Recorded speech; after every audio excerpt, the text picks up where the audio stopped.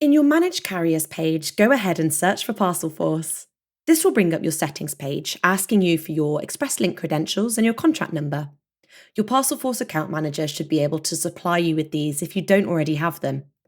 You can also select your notification types, your purpose for shipping, and enter the type of goods that you're shipping here.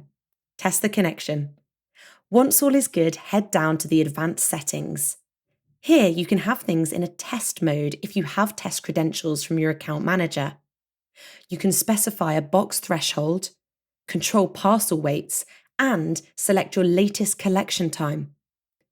If you use a department ID, then input it here.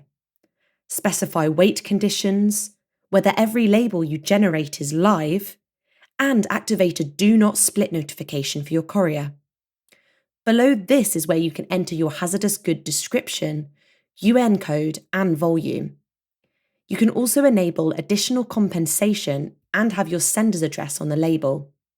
You can manage the length of your shipping data and activate documents here to be sent. So there you have it. Start shipping today with Parcelforce and Shiptheory.